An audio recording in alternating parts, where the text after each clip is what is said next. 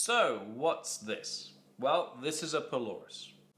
This is an alternative to an azimuth mirror or an azimuth circle.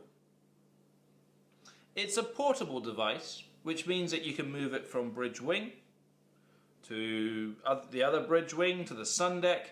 It means you should always have a good line of sight to whatever object it is. So it's used instead of, or as an alternative to, an azimuth mirror or an azimuth circle. There are two modes of operation. The first one is we undo this clamp here and we line up this with the ship's compass. So say we were steering due east, so 090, I don't know if you can see that clearly, but it's 090. I then tighten up the clamp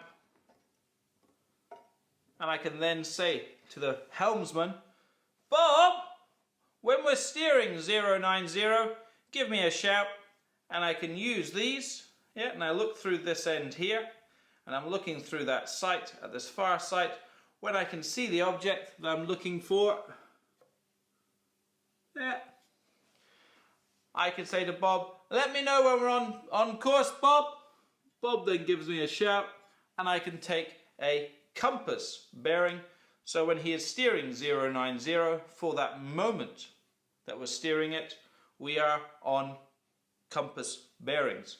Alternatively, I could actually use it as a relative device. So it gives bearings in relation to ship's head. Relative bearings, for instance, if we were trying to see if a vessel was on a constant bearing, we could use it for that. How would we do that? Well, we once again ease that off and we then take it round so that we have ship's head. Yep, so I'm looking to take it round to 0. Yeah. So that is now 0 degrees is the pointy bit, the ship's head.